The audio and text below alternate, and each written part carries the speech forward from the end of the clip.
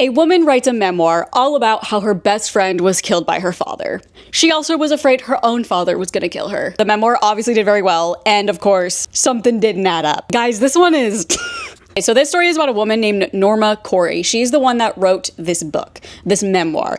So she writes a memoir. It comes out in 2003. This book is about Norma and Dahlia. They are best friends. They live in Jordan. They live in Amman, Jordan. Dahlia is Muslim and Norma is a Catholic, okay? They met when they were 3. They're like sisters. They both had really strict parents. She described both of their parents as being like not really excited about their futures past marriage. So I think according to Norma, it was like, we got to get you married and then we're good to go and, you know, live out the rest of our lives and you do you. When they're 15 years old, they found out they were able to legally own and operate their own salon. So they opened this beauty salon in May of 1990, okay? 1990, remember that. She explained how Dahlia's brother was their watchdog. He would walk them to work. He would be in the salon the whole time they were there. He would walk them home. So they lived very close to each other and their salon was, I believe, on the same street or like a street over. So it wasn't very far. I mean, Norma's just trying to make a point that like women can't do much in Jordan without a man being there, which isn't really true, but that's what she was saying. The salon was one of Amman's only salons owned by women, and they also opened their door to male customers as well. So they were like a unisex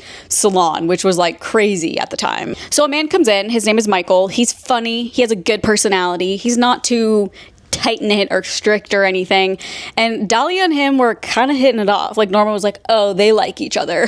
The problem with that is that Michael is a Catholic and Dahlia is a Muslim, and I actually looked this up because I was like, what are the rules in Jordan? You can get married if you have different religions, but if it's a male Muslim and a female other religion, I believe she has to convert to Muslim, which apparently many women, like most women in Jordan who aren't Muslim, do not date Muslim men. I guess they're like, I don't want to do all that. I don't know. But if you're a Muslim woman and like a Catholic man, that cannot happen. So that's the laws in Jordan, apparently. So Norma and Dahlia worked together and they were like planning out and mapping out like places that Michael and Dahlia could go, knowing that their brothers and fathers were like in different parts of the city at the time. I guess when they were in public, Dahlia and Michael, they would say they're siblings. So if anyone was like thinking they're sus or something, we're siblings. Siblings are dating. I don't know.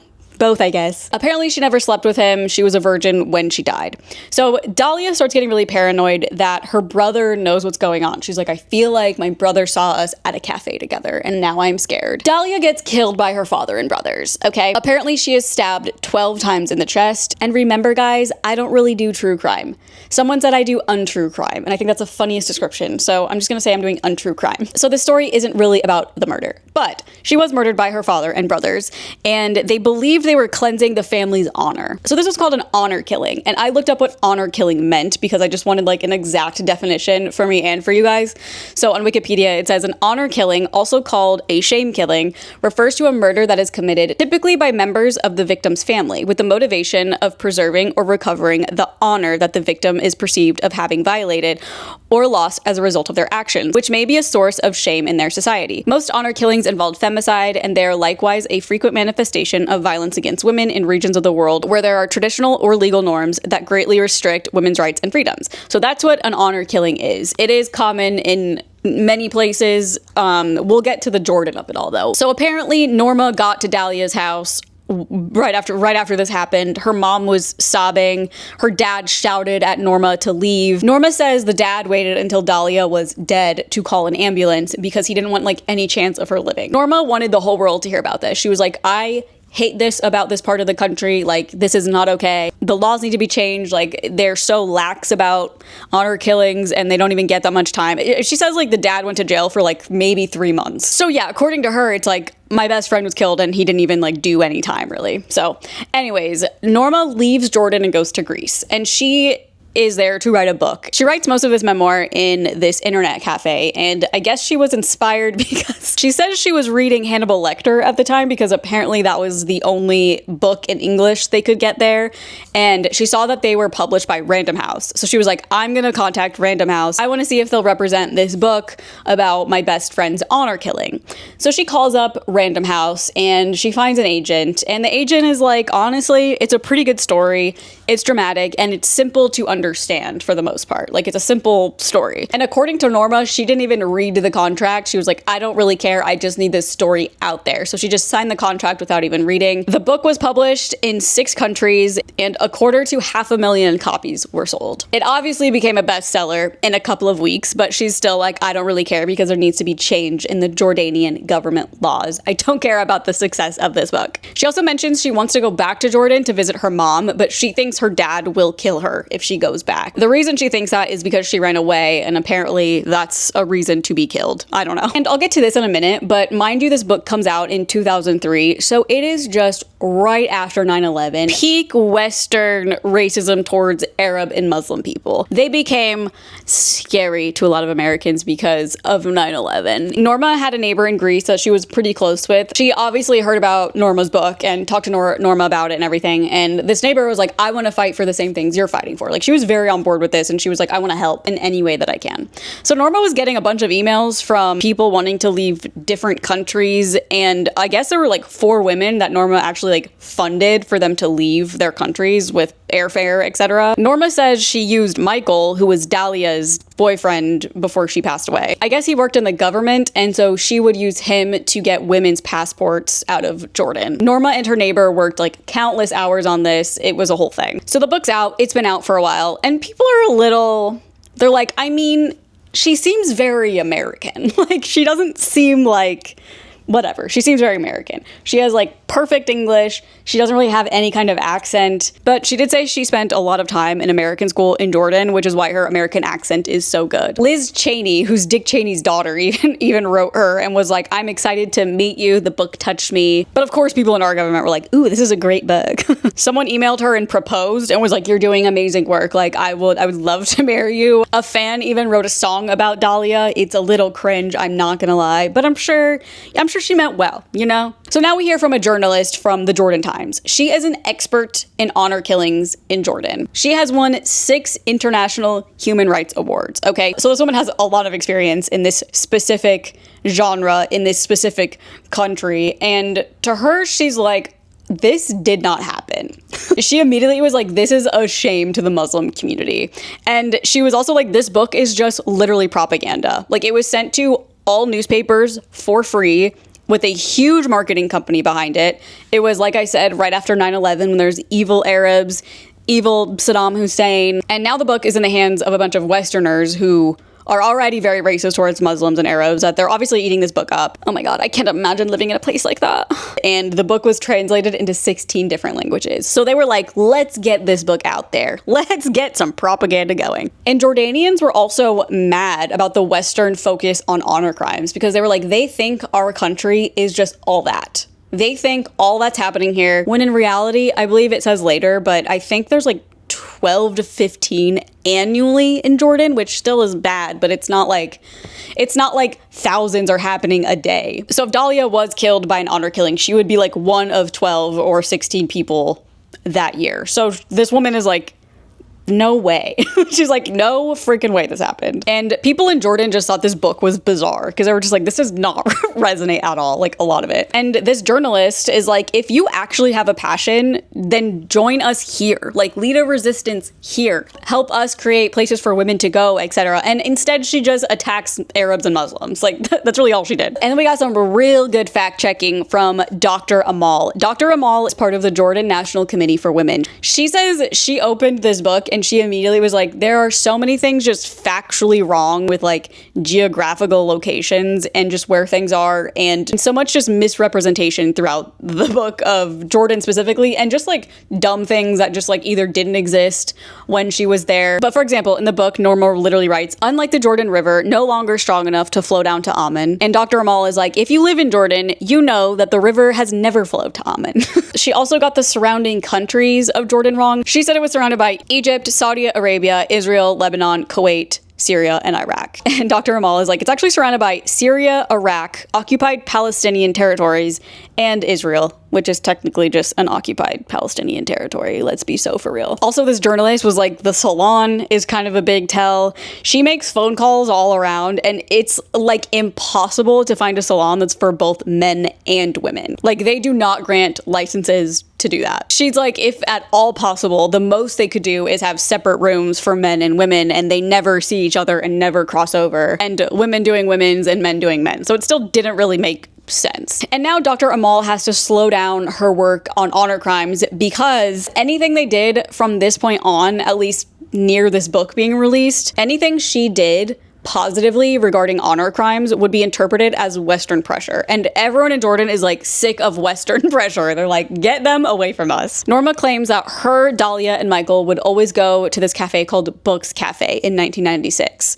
It was like one place they could go that they just like knew that their dads and brothers would not be around, so they would go there a lot. The Jordan's Time journalist went to that cafe and found out they opened in 1997. So it was kind of like, I don't think it's true, but nobody in there recognized pictures of them. And like she said, they were there all the time. So it's just like, okay, that's weird. Also in the book, Norma writes that when Michael came into the salon the first time, he paid with a 50 dinar note. That's like their cash. And this journalist was like, those specific 50 dinar notes were not introduced until the early 2000s. It's not possible for him to have done that in the 90s. Norma also says that every Thursday, most men in their families would go to several bars, mentioning a lot of them being in the Hyatt, because that was true at this time in Jordan. A lot of bars are in the Hyatt, but in 1997 or 1996, the Hyatt wasn't even built yet. So this experience was definitely not happening, or at least in the time period that she's claiming. The journalist visits a gym that Norma claimed that she went to all the time when she was in Jordan, and she found out it didn't open until 2003.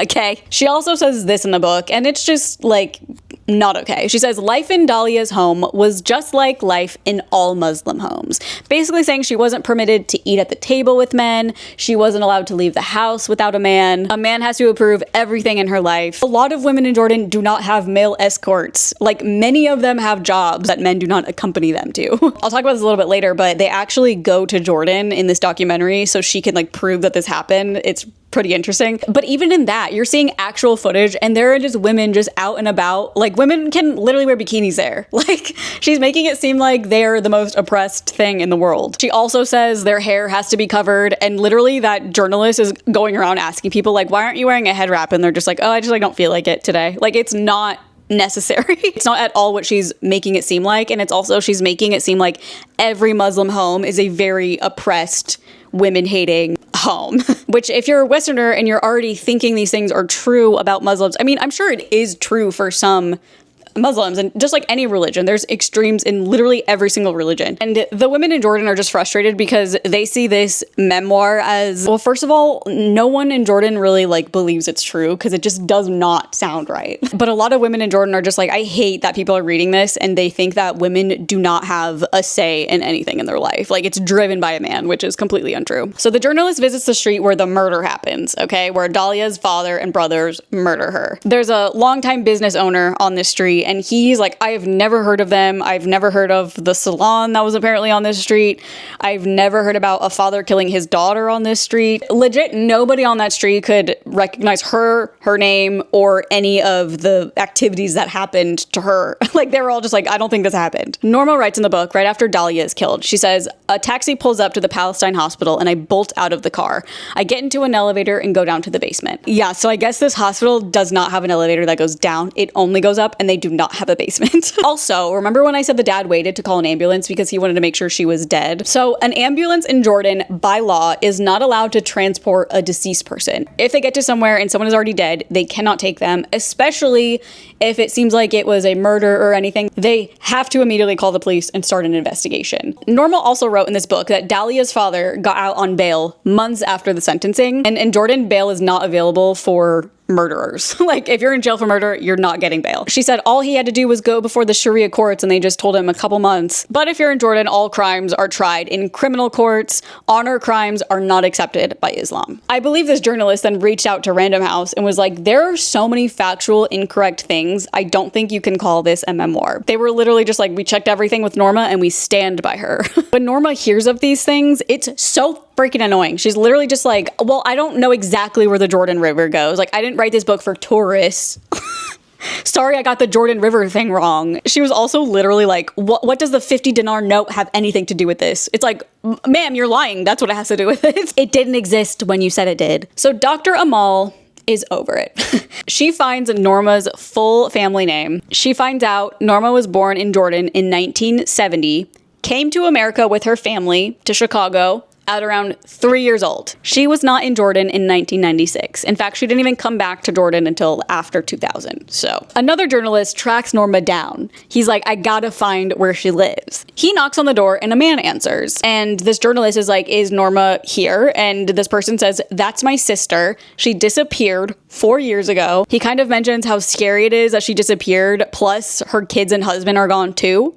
So this journalist is like, wait, kids? Husband? Huh? Norma's trying to say she's some refugee virgin when she's really married with kids in Chicago, like for majority of this story. So 18 months after this book comes out, articles start hitting the public. Remember Norma's neighbor I was talking about earlier, the one who was like helping her get everything together for these women in Jordan? She was shocked. She was like, I thought those were not Norma's kids. Norma told me that these kids' mother is a prostitute and their mom didn't want anything to do with them, so I just took them in, like by the kindness of her own heart. Like, are you kidding me? She had her actual kids there and she was like, these aren't my kids. People do the research. They find out she's in Australia. She's in Australia with her kids and her husband. So journalists and media are just camping outside of their home in Australia. Curtains are drawn. No one's coming in or out, obviously. Norma asks the neighbor if she can take the kids because she's like, this is not a good environment for them. She comes to get the kids and she's like hounded by media. Like, it is actually insane. Norma then asks her if she can help her buy a plane ticket to America and she will pay her back. So the neighbor booked everything in her own name and kids were obviously upset because they're like, what is going on? So now Norma is back in the US. Norma's lawyers then make a statement that she will address the public. And Norma is like, well, like, I lied about living in the US, but I did not lie about Dahlia.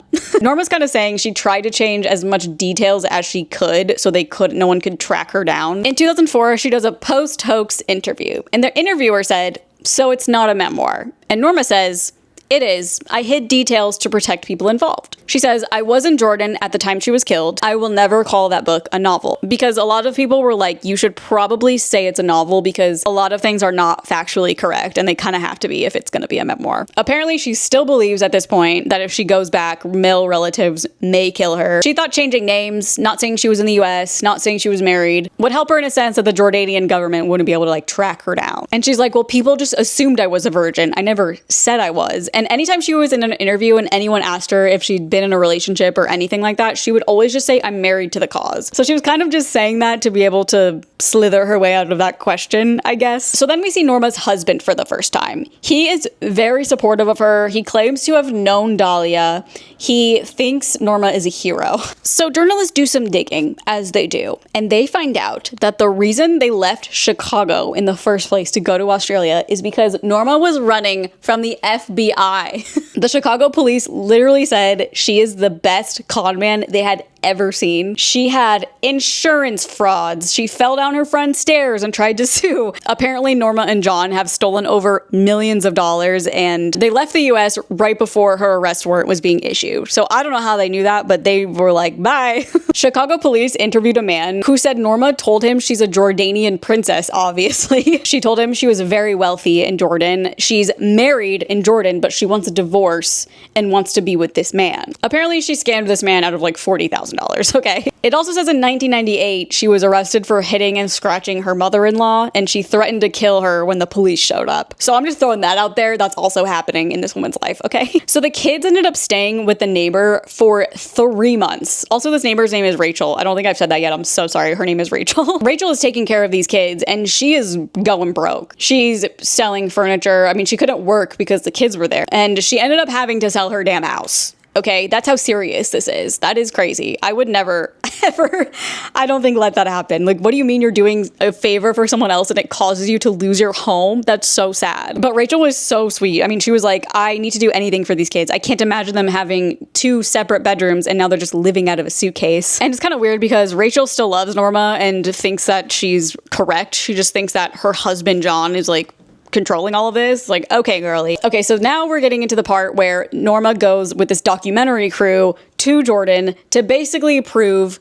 that Dahlia was real and all of this actually happened. And again, we see documentary footage of them in Jordan, and you see many women walking around without head wraps, in normal clothes. We also see a bunch of them swimming. Like, it looks very normal to me. They travel where her childhood home was. It's now like an internet company. So I don't know. In my head, I'm like, I wonder if she's actually taking them to like her house, or I don't know, making something up, because the other thing is she knows that this is like being documented, and she's like, I don't want to give out a ton of information. They visit one of the schools that she attended, and Anna asks her. Anna is a part of this documentary crew, but she's like the person talking to Norma this whole time. But Anna asks, like, I thought you went to an American school. And she goes, oh no, I just wrote that to explain the American accent. Because now she knows that people now know that she was in America way before she said she was. She kind of has the ability now to be like, well, I did change things because I didn't want anyone to find me, so she can lie out of her butt. So they go to the hair salon that she used in the book. It's not the actual one that her and Dahlia worked at. She made this clear. She's like, I changed the name, the location to like actual places that I did not attend to, but they were there. When they're at the salon, Anna asks the hairdressers, do salons do men and women's hair? And they're like, oh yeah, there's one in town, but they've never heard of a woman cutting a man's hair. They were like, if women were cutting men's hair, the lines would be out the wazoo. Anna's talking to Norma now, and she goes, in the book, it said Dahlia cut Michael's hair. Did that happen? And Norma just goes, in real life, no. Do you see what I mean? Like, it now gives her an out to just be like, oh, well, this is actually true and this isn't true. It's so annoying. Norma says her cousin's brother is also licensed to cut hair. That's the only reason she said it was unisex. Are we serious? They go to the gym she referenced that she was a part of. She says she's never been inside. She's like, no, I just made it up for the book. Like, okay, so what else did you make up, girl? She's like, Random House wanted me to change everything specific in the book. Names, places, addresses, everything. Like, I have emails from the legal department if you want to see them. Like, they're like, you have to change these things. They go to the cemetery Dahlia is buried at. And Norma's just like, well, she's not actually buried here.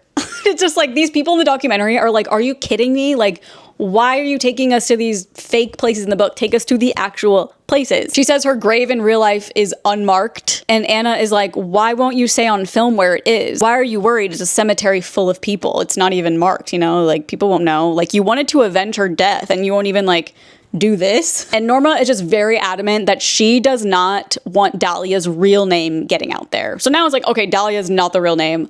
Maybe some people picked up on that. But when I was reading this, I was like, okay, so Dahlia is not even real. Like, I mean, she might be real, but the name is not. So then Anna is like, okay, this trip is coming to a close. We need to prove on camera that this really happened. So Anna goes to the National Institute of Forensic Medicine.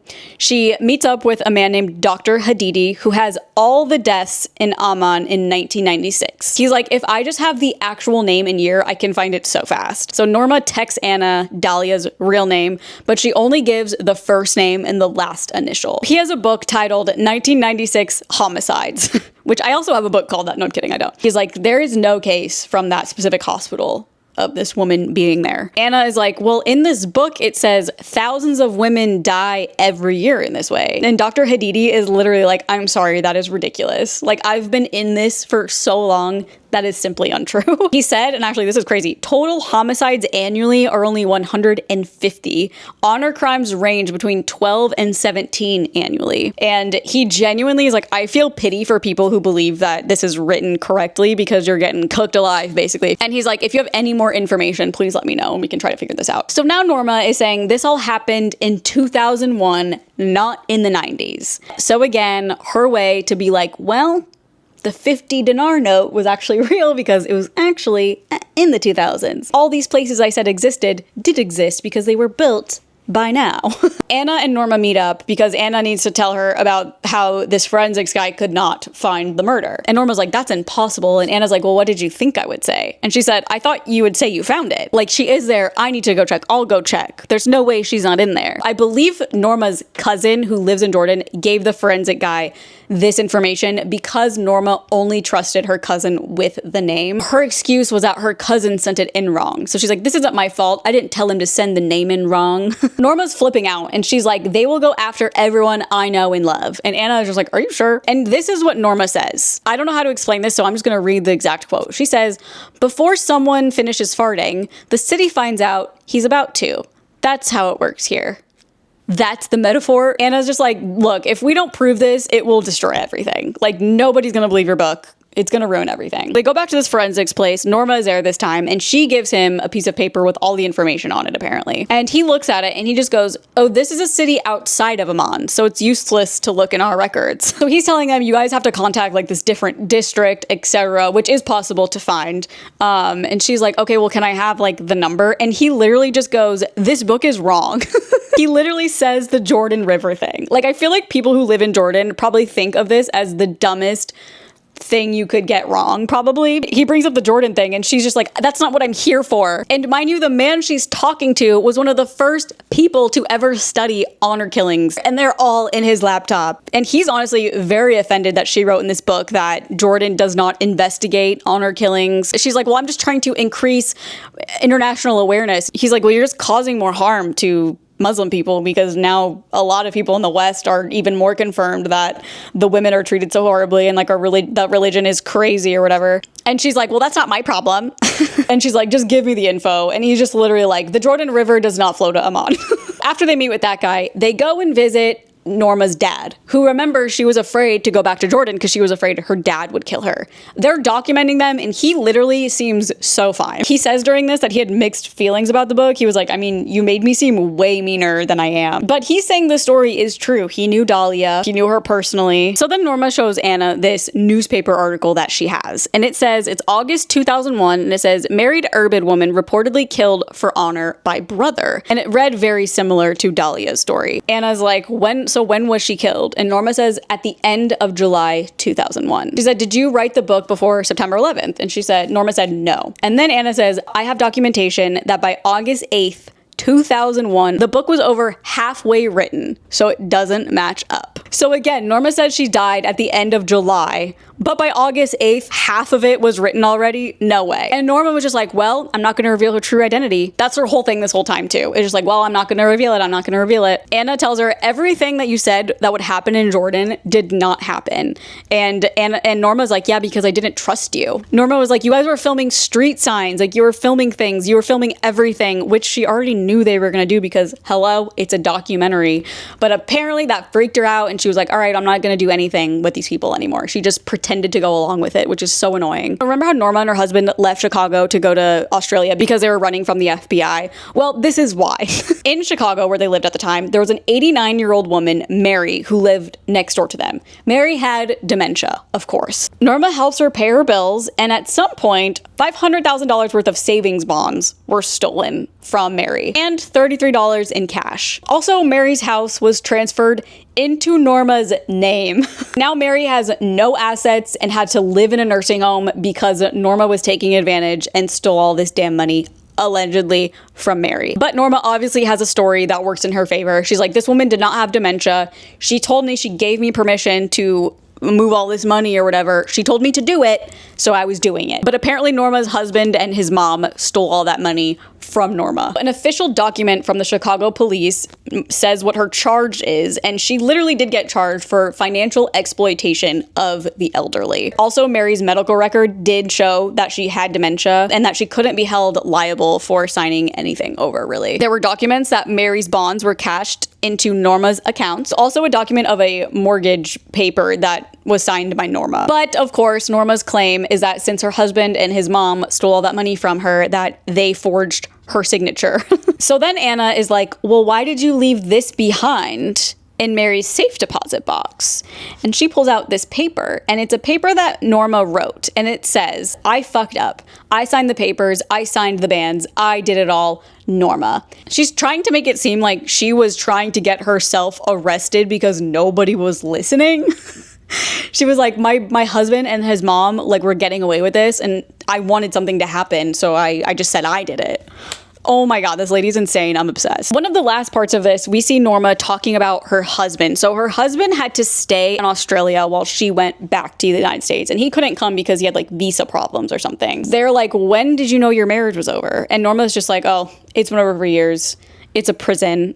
Like, there are police records of him attacking me, trying to run me over. And then they show John, her husband, watching this in Australia, and he's just watching this and he's just like, well, this is news. But he's definitely like speechless, and he's like, I don't want to comment on this. He's like, I want to talk to Norma before any of this is like discussed publicly. So who knows what happened there? And then she says she chose the name Dahlia because she has a cousin by that name, and that something happened to her similar to what happened to her and Dahlia. So she did all of this and went on this whole trip to Jordan with this documentary crew and just didn't do anything. Her whole mindset there was to just make stuff up so they couldn't find the real name or person or anything. I just think this is a load of crap. I don't think this is true at all. I do think it is odd how both her husband and her dad are like, I knew this person personally that got murdered. My thought is that she heard about honor killings in Jordan and then just decided to write a whole fake story about someone being honor killed, and she's kind of not the hero, but kind of is, because she's the one getting the word out there and making a whole book about it and a memoir and everything. She also says at the very end of this documentary, she's like, if you read between the lines of my book, you get to know more about me. I don't think anyone cares to know about you at all at this point, ma'am. I tried to figure out where she was now. I mean, not that I did any investigation, but I, Googled. Apparently she was last known to be hiding in an undisclosed location in Queensland, Australia. I think for me, especially because the people in Jordan who are studying this exact crime are saying like, there's no way, then I just kind of believe them. My whole worldview on the Middle East is so messed up from my childhood. I would trust somebody who's actually like dealing with it, studying it, than anybody here, to be completely so honest with you. Please subscribe if you haven't subscribed. If you have any suggestions for me to look up, again, I'm not really doing true crime, I'm doing untrue crime, okay? Somebody commented that and I'm obsessed. So if you know of any like crazy lying stories, please leave a comment with like the name or whatever. And yeah, that's it. I'll see you next time I post. Bye.